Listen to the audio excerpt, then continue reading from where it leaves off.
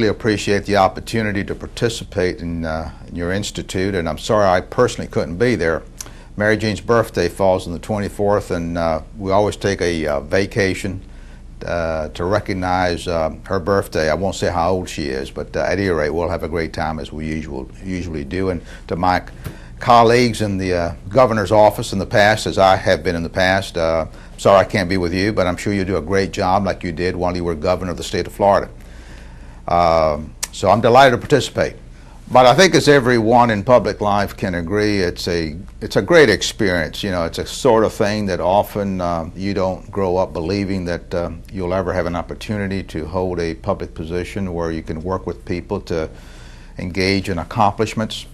And I've always felt very privileged for the nearly 20 years I spent in public office in one capacity or another. And they're great moments, they're great memories, and there's clearly times where you like to forget them. Those things do happen. Campaigning, you know, is I don't say it's a sport, but boy, it's a high adrenaline activity. And there's a lot of fun in it.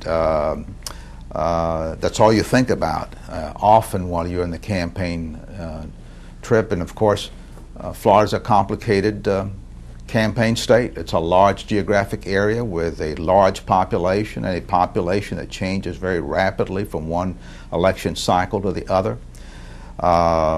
You have to understand all the interest groups and all the community groups that exist, and there are various concerns and interests.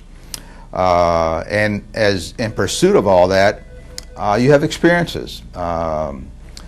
I can recall in one case my wife was with me arriving at a general aviation facility late afternoon, and we arrived and the fixed base operator had already locked up for the day, including the gates to get out. And fortunately the fence was only like 6 feet tall thereabouts, and we're trying to get my wife over the fence. And so we had some young college students who were our full-time volunteers, and they're helping us get her over the fence, and then I jumped the fence as well to get out. And that happened, believe it or not, twice in the 18 months or so that I was going around the state campaigning. But probably the most hectic campaign story is President Ronald Reagan was coming to Tampa, I believe it was the University of South Florida, to have a rally. And this was in 1986, a rally for all the statewide Republican candidates. And I was campaigning in the north part of the state and had to get down to the Tampa International Airport by, I believe it was 4 o'clock in the afternoon, to get on Marine One and fly to the University of South Florida where the speech was going to take place. Well, I barely got there in time from where I was up in the northwest part of the state. And I got on the helicopter, went to USF, and of course there's a huge rally going on. And from there, I had to go to Orlando because there was a first statewide debate with my opponent in the general election. And so as things usually happen, they didn't stay on time. We didn't have, our airplane that we were using was not based at Vandenberg, which is the closest airport to where University of South Florida is. Had to get back to Tampa International Airport to do so, but I wasn't going back on Marine One. And of course, security had locked down all the ground transportation, so the president had cleared. And at any rate, we barely got back to our airplane and to Orlando in time for the first debate. And that was a very hectic period, probably the most hectic day I spent trying to arrive at major events and not being late. But that was an experience you don't forget, because it was real important to the campaign, frankly, had any of those events not taken place. And certainly would have been devastated if I hadn't shown up for the debate. So all that worked out. But you have, you meet a lot of great people. You all the way from the neighborhood leader to the head of industry and commerce, and you listen. You perhaps get good input. In some cases, it may even cause you to modify what you thought were the issues of the day. In my case, as I went around the state, my wife joined me, I guess was in July or August of the election in 1986, and she pretty much traveled with me throughout. And it was a great campaigner, just as untiring as you can imagine. And we both learned a lot, and of course, as I think my colleagues will agree, is that your spouse is your best advisor. One that you feel comfortable sharing the good and the bad times with, and maybe bouncing off ideas that your consultants give you. And after all, you know, a campaign, it's almost like a startup business. You decide to run for an office, you don't have any money, you don't have any literature, you don't have an office, you don't have staff. That's pretty much like starting a business. It starts from scratch. And in this case, the business goes out of, it goes out of existence on election day, basically. So it's a sort of a risk capital. You're investing in a business called an election on a candidate, and you put together a staff, and hopefully they don't ask to be paid, so that you can conserve your money. You do hire some consultants, because clearly to handle media and polling you're going to need some experts, but the rest of it you try to do with as many volunteers as you can. And generally it works out. You know, there's always missteps in a campaign where you show up at the wrong place, or you've been given the wrong information, or there's a fundraiser and maybe nobody shows up. I had one of those, except as host, and that was a real down day, I must admit.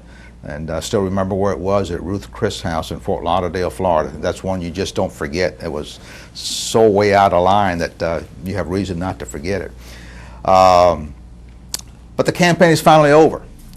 And now it's time to put your campaign hat aside and begin dealing with the position you're going to take office in, and start thinking about those items that you ran on and how they're going to get implemented. In my case, being a Republican, there wasn't a great availability of staff that was Republican oriented, so finding staff was more of an arduous task probably than I had figured on. You finally arrive on your first day at the office after inauguration and all the celebration that takes place, and you walk in, and of course the place is full of flowers and balloons and a lot of staff people you've never seen in your life that's been there, and a few that are familiar to you that were part of your volunteer staff, or you had met them during the campaign period and were in your transition team. And you have already a whole pile of little pink slips of phone calls, maybe asking for appointments or return calls. The thing that really amazed me when I first walked in there is I hadn't seen a rotary phone in a while. And that office actually had either one or two rotary phones, and I looked at them, I said, I thought they were no longer in existence. You know, they're rotary phones. And the other thing is that as mayor of the city of Tampa, we had desktop PC computers all over, and arrived there and didn't see many. And I thought that was a little bit different as well, so that's the first thing that grabbed my eye as I walked around. I said, I don't know, we may have a little bit of technology deficiency here. But everybody was great. You know, it's a moment. It just kind of sends a tingle up your spine to walk into the governor's office for the first time. Well, now that you're governor, I've been in the governor's office before, but as a visitor, not as a as a governor. And you try to obviously absorb everything that is around you, and sometimes there's so much around you can't remember much of what you absorbed because there's just so much of it. And everybody was just great. You know, it was just a great moment and a great feeling. And of course, then you get to work, and I think, as my colleagues will say, it's constant meetings, phone calls or meetings or giving speeches to promote whatever it is that you believe in, and so there's no dull moment. Technology back then isn't what technology is now. As a matter of fact, I think the mobile phone system in Florida started towards the tail end of my campaign in '86, and you had those huge monster brick phones in these briefcases with batteries that didn't last all that long, and the Palm Beach to Miami area had cell phone, and the Tampa area has cell phone capability, and not much more existed. And if you left those city areas, you went dead real quick. So we're still a public phone system to communicate when we moved around the state. You know, and when you take office, you know, clearly you want to address the issues that you discussed and debated and advocated during the campaign. I also had been mayor of the city of Tampa, so I know that there's a legislative body, and sometimes they have different viewpoints as what that may be. What was new to me is that I came out of an nonpartisan environment as a mayor of the city of Tampa, which has a strong mayor system, so the mayor is the CEO of the city, and to a partisan environment where my party was in the clear minority in both houses, so this added a partisan factor which was sort of new to my political experience in terms of holding a public office. And thanks to the great Governor Ruben Askew, he had appointed me to the Southwest Water Management District back in 1975, so that's how I cut my teeth in terms of serving in a public office until I got elected mayor of Tampa in 1979. So that had been my experience as a water regulator in the Southwest Water Management District, and then the mayor of the city of Tampa, and then got elected governor, of the state of Florida. Maybe because of my years in the Southwest Water Management District, and also as mayor, where you dealt so much with environmental issues, whether it's water or sewer or solid waste. It's a retail function in city government, but in a state level, it's one of conservation and protecting natural resources more than retail, like a city sells water and collects sewer and collects garbage. And so I was somewhat enamored with the whole concept of dealing with environmental issues, and probably spent a great deal of time on that subject. Preservation 2000 was probably the most major one that we engaged in, which was the acquisition of hundreds of millions of dollars of property throughout the state of Florida. I think that program now is called Florida Forever, but it was started as Preservation 2000. And then we had the Surface Water Improvement Management Act, which was to clean up freshwater bodies of land and estuaries, like the Tampa Bay estuarine system. And the solid waste legislation finally to start requiring cities and counties to follow a protocol on dealing with solid waste disposal. So I spent a great deal of time with that subject, and I think we made some significant gains in protecting the environment. And Florida's got a real unique thing, a huge engine of growth and employment and business development centers around growth. At the same time, this same great benefactor of creating jobs and business opportunities also utilizes an awful lot of our natural resources. And the balance between both is constantly on your mind. And even today, clearly it's growth management issues, sustainability of our resources, where the next cubic foot of water is coming from, reuse of wastewater. All these things remain clearly on the front burner of government's agenda, and it was no different then. On the public safety side, obviously there was a huge shortage of prisons, and that took up an awful lot of time and effort, and we developed a program where it became a programmatic thing to build prisons instead of sort of do it when you can. And I think that was also a major change in terms of how we dealt with the housing of people who have been sentenced to the state prison system. Along with that, I felt that in the transportation side that we needed to come up with a funding system that was indexed and would stay with us and move as costs went up, and also to use the turnpike resources to become the seed money for developing expressway systems. And that was a rather contentious issue as well.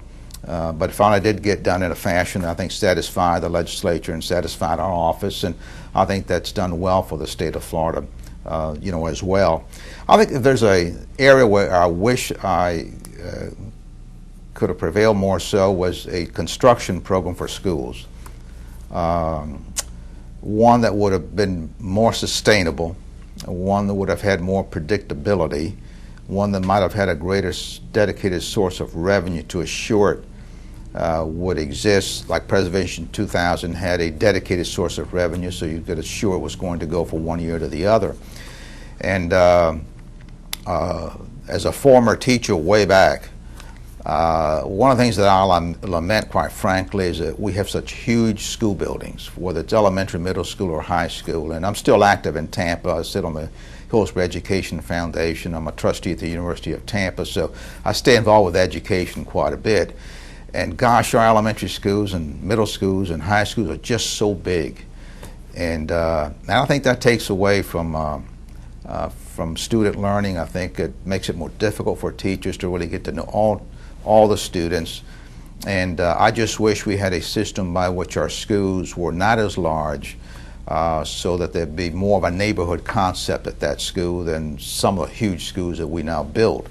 And that's one of the things I wish that I had been able to accomplish. But even to this day,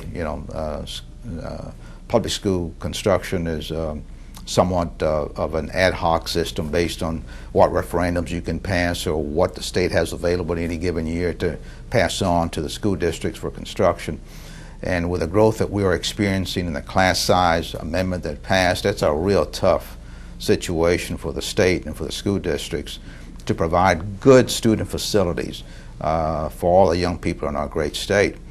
I would say a challenge too that lies ahead is not only just the growth of the state in terms of population, but the huge change in demographics of the growth of the state of Florida, and how we make sure that all these people find their land of milk and honey here in Florida, and they get their education, that they feel that they are part of Florida, they are part of America. And that, I think, is quite a challenge to get done. And but I see that as a huge area of activity. The other concern I've got as a trustee of the university is a tremendous problem I think we're having with some of our male students not wanting to go to college. And it's dramatically low compared to the female, to their credit, enrollment at the university level. And I think it was U.S. News report just a few weeks ago had a cover story, something, where are the boys going? And I think it's something we really have to address. Where are the boys going? Why is it they're not going to universities? And something that we shouldn't wait any longer. And I think that was a thrust of the story that appeared in, I believe it was the U.S. News report that carried that cover story. So there's always unfinished business. Every governor does what he or she can do to take the state forward.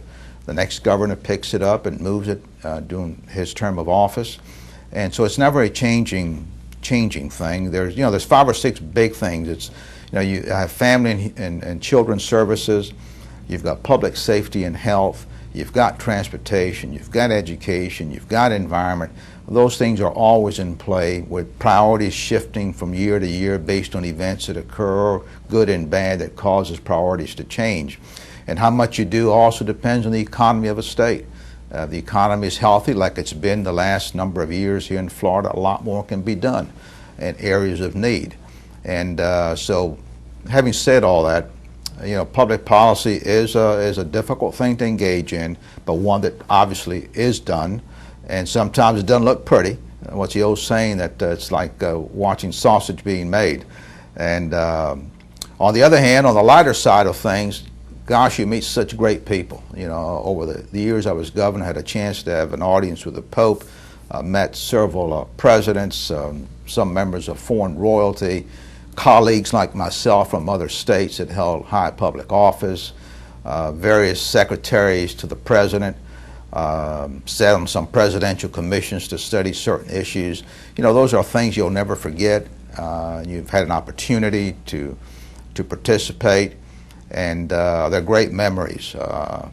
Those are things that, as a youngster, as a kid growing up in Tampa, Florida, I never expected, quite frankly, to be a part of, and yet it did happen. And so I'm real honored, as my wife is, Mary Jane, that we had an opportunity to serve the people of Florida, and as a mayor of the people of Tampa, and then later on as the United States drug czar at a federal level. So it's been a great trip. I can't complain. And still involved with the communities, but in a non-profit boards. And I think I'll probably do that to the very end. I just enjoy participating with the community boards that I sit on. And in closing, let me again say, Lou Frey, you're doing a great thing with this, and I even have caught your radio show from time to time, and you're pretty good at it. You're burning up the airwaves real good. And to my colleagues, I'm sorry I can't be there with you, but I'm quite confident that you will do an outstanding job with the live audience you've got there. You've done an awful lot in your lifetime, and you have an awful lot to offer tonight as the people have an opportunity to talk Florida's government. Thanks for having me here. I'll just spend a few minutes. I don't want to seem like I'm the counterpoint to the governor. That was kind of an interesting video because I think it demonstrated the kind of guy that Governor Martinez is. A nice guy, heartfelt, well-intended, very pragmatic, not very ideological. You didn't hear a lot of broad, big ideological ideas. And he's a terrible quote for a newspaper reporter. Very hard to get a good direct quote out of Governor Martinez in those years. As we listened to some of the other governors talk today, and I was thinking about Governor Martinez, several of the governors talked about the things they ran on and the importance of the big ideas they had. The other thing they talked about, including Governor Askew, is that sometimes you've got to have a little bit of luck. Sometimes you've got to be in the right place at the right time. And I really think that Bob Martinez was in the right place at the right time in a lot of different ways, and was affected more by the circumstances that were around him and the politics that were going on in Florida nationally than maybe the things that he would have advocated on his own. He was the mayor of Tampa. He was a former Democrat. He helped lead a teacher strike. And he saw the shifting winds, and he changed to a Republican. 1986, the race for governor. Nobody was really paying attention to the governor's primary on the Republican side because Democrats, with the exception of Governor Kirk, Democrats always won. The race was on the Democratic side in the Democratic primary. Look back in the St. Petersburg Times archives and the files, and you could see that the very little coverage of him until the general election, and reporters shifted in and out. There wasn't one reporter that was following him all the time like there often is when you have a statewide candidate. Then he got lucky, in my estimation, on what happened on the Democratic side, where yes, there was a runoff, and it was between Steve Padgett, a state representative from Jacksonville, and Jim Smith, who had been the Attorney General. And Steve Padgett won that runoff by just about 10,000 votes, very thin margin. If Jim Smith would have won that runoff, I think Jim Smith probably would have beaten Bob Martinez in the general election, because Jim was statewide, had run statewide already, was much more of a moderate Democrat, would have appealed to those North Florida conservatives. But he didn't. Padgett won that race, and Padgett was an Ivy League guy, had the little wire rim glasses, and was labeled as a liberal. And Martinez was able to label him as a liberal, runs a little bit of those scare politics ads that you see now that have become more prevalent, and basically came out of nowhere and was elected the second Republican governor. He gets there, and as you can kind of tell, he's even from that video all this time later, he's thrilled to be there, and he's excited, and he's humbled, and that's great. But they're not really ready to govern, as he points out, because the state legislature and the state hierarchy is so overwhelmingly Democrat at that time. He doesn't have a lot of people to draw on. He doesn't have a lot of people with legislative experience or any legislative experience around him. He's got aides that he brought from Tampa. He's got a guy, a young lawyer named Max Stepanovich, who is far more visible and a far better quote than Governor Martinez could ever be, who actually steals a lot of the spotlight. So they get to town, and right off the bat, they have to deal with a prison crisis that Governor Graham had not been able to resolve before he left office. So just very shortly after the inauguration, he's in a special session with the legislature, and they have to pass some new legislation that basically sets the guidelines for letting thousands of prisoners out early, because there is no room in the prison system. The prison system is under a federal court order, and they don't have any room to put any more prisoners. So they're letting people out after serving only maybe a third of their time, which leads to more trouble down the road. But he's got to deal with that right away. So that's not really a good way to start off. And as he mentioned, then under Governor Martinez and later Governor Childs, they have to build thousands and thousands of new prison beds, which just sucks a lot of money down. Then, as we talked about earlier, and we'll talk about more, the defining moment of his administration is a tax on services. That was another situation that he sort of walked into and probably didn't give it as much considered thought as he might now. The lay of the land was already set. He came in, quickly agreed that they would try to expand the sales tax to a number of services, including advertising, accountants, pest control, lawyers' fees, all those sorts of things, because that is where the economy is expanding, is to the services sector, not so much the hard goods sector and that sort of thing.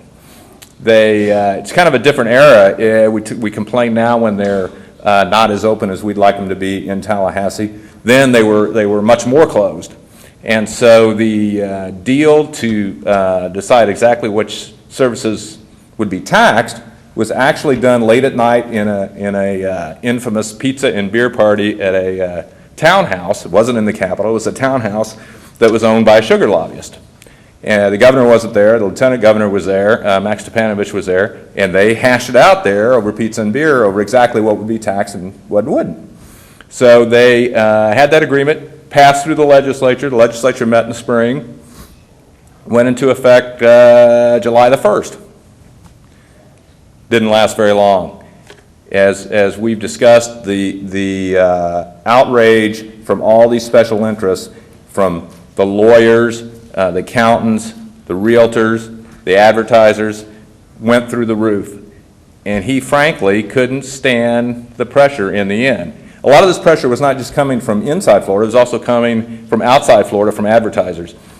I remember getting my Rolling Stone magazine, some other magazines, where ads were supposed to be. They'd run blank pages in Florida because the advertiser was protesting that they didn't want to pay the sales tax on services. So I can remember then when it started to collapse in August. The thing had only really been in effect since July.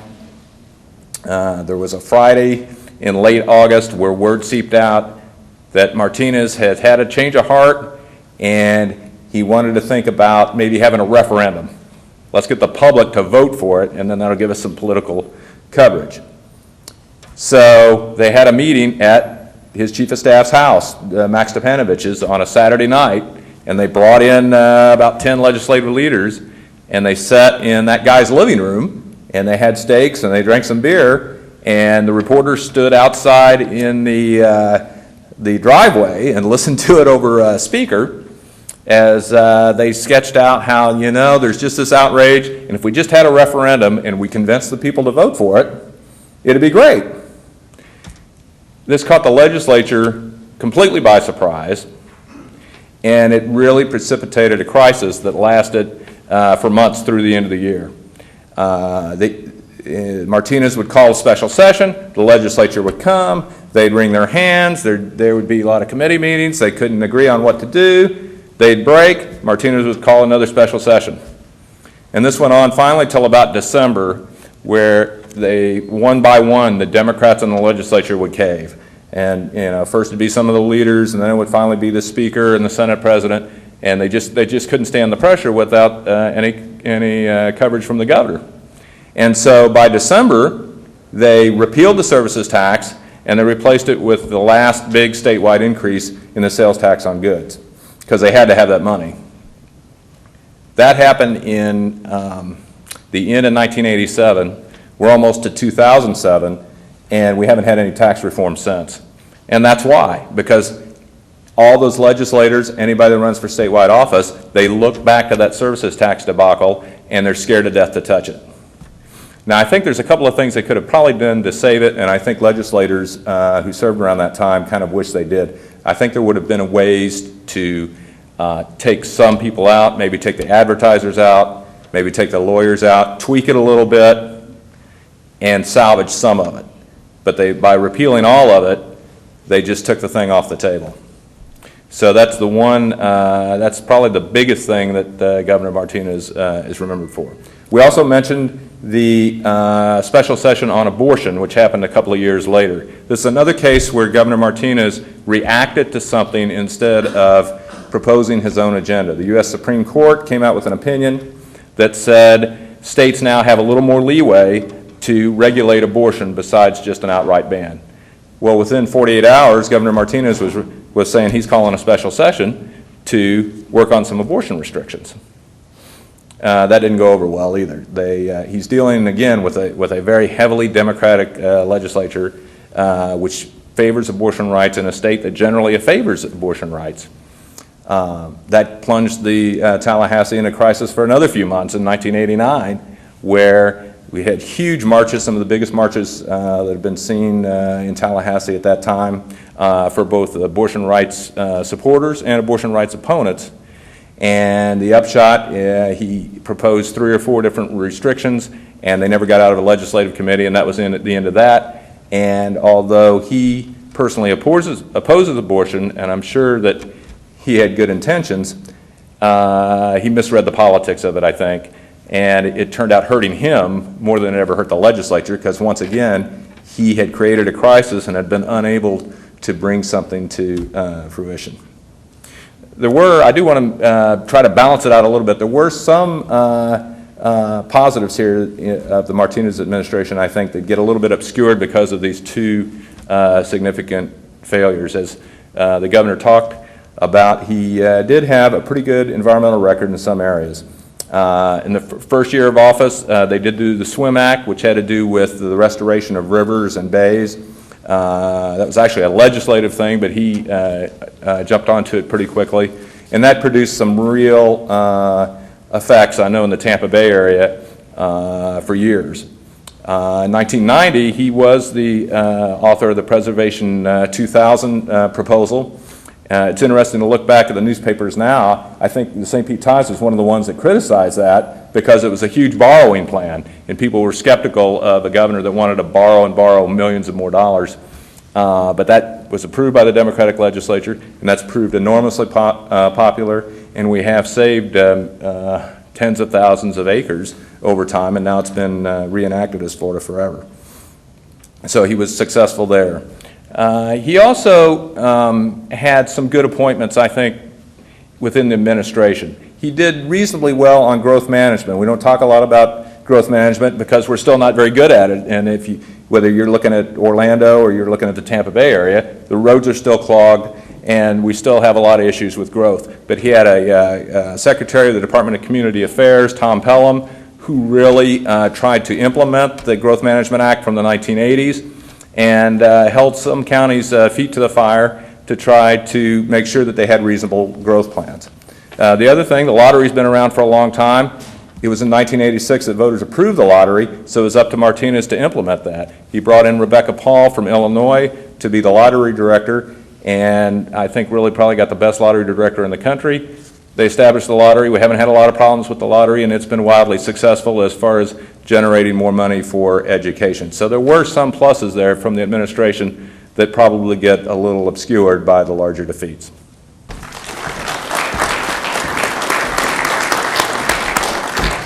Now, we've only got a couple of minutes before we're supposed to end this session and prepare for the arrival of former Florida Governor Claude Kirk. So if anyone does have any questions. Personally, do you think Florida is economically ready for the next hurricane season? I think we're better off than we have been in some eras, mostly because Governor Bush has done an excellent job of building reserves in the state treasury. 2, we have an excellent emergency management operations in Tallahassee. You have this many storms, you learn more what you're doing, but there's nobody better, I don't think, either than Governor Bush at running these hurricane recovery efforts and making sure that the state is prepared. Where we're not prepared is homeowners insurance. Because if you own a home or a business, you know that the premiums are escalating that are out of sight. The Citizens Property Insurance Fund, which is the insurer of last resort, is in a deficit, and we have to have some large assessments on property owners to cover that.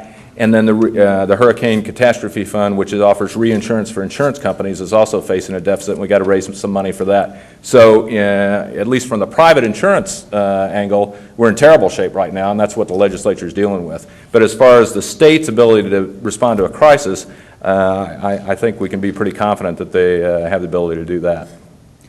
And on a more parochial level, frankly, we were talking earlier about how America's a great country, but you can't live here for nothing. Some of the newer communities around here in Orange County, for example, Baldwin Park, probably would fare better during a hurricane simply because all of the utilities are now underground. I reside in College Park, where all of the trees were up and all of the power lines were above the ground, and that's why we had all those problems. So if we're going to retrofit certain areas, that's another issue that the lawmakers are going to have to face, and it's not going to be easy, but it is going to cost some dollars. Sir? Do you believe that Florida is currently prepared for the upsurge in immigration, both legal and undocumented? And do you believe that there should be encouragement of new immigrants, specifically of Hispanic origin, through various academic funds, or do you think there should be more restrictions on that? Well, actually, the immigration bill that's being considered right now by Congress really does have possible ramifications for Florida, mainly because of the construction and agriculture industries. And basically, you're almost asking, like, what, 5–10% of the workforce basically to be bussed out. So there are a lot of people who are pretty upset about this, and not just folks who would be impacted because they're illegal immigrants, but also people such as in Florida, which is very heavy in a service economy, where we're very dependent on these individuals. So there's a lot to be said by these people that perhaps we ought to come up with what the president's talking about, like a guest worker program, rather than shipping everybody out, because here in Florida we're pretty dependent on that labor force. Same story for Texas, for California, and for Arizona, which obviously hugs the border with Mexico. But here in Florida, definitely. Tim, do you have anything on that? No, I agree with that. I think also that in Florida, it's a broader issue than it used to be. We used to only talk about immigration and illegal immigration as it pertained to Cuba.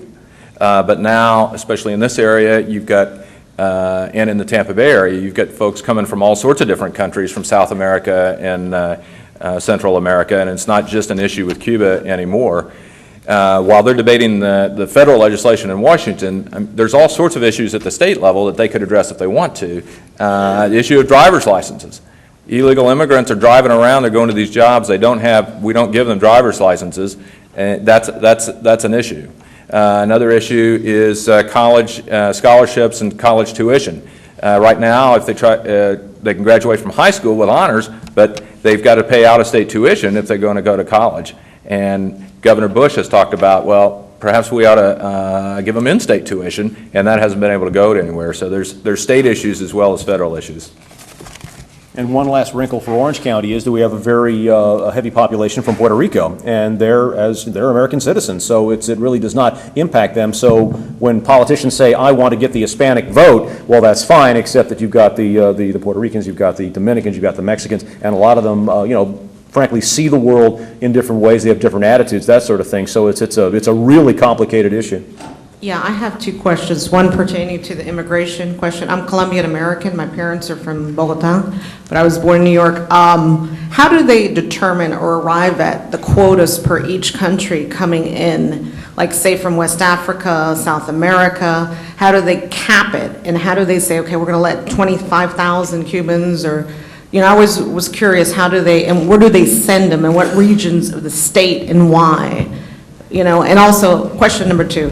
Also, I wanted to know, Governor Martinez, when he was speaking, what is the minimum amount that you need to run for political office? The minimum amount? I was just curious. Of money?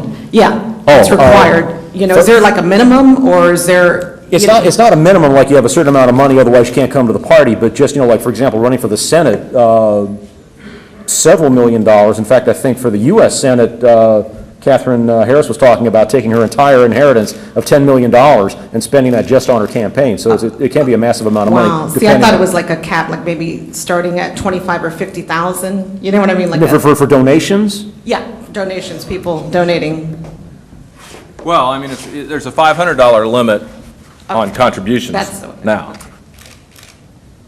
But the issue really is not, in these campaigns now, it's not so much the $500 contributions they get directly to their campaigns, but this soft money that is going through the parties and through these independent groups where somebody can write a $50,000 check and just spend it. And that's where the real issue is right now. So thank you all very much for coming. Enjoy your day here at the University of Central Florida, and thanks for being with us.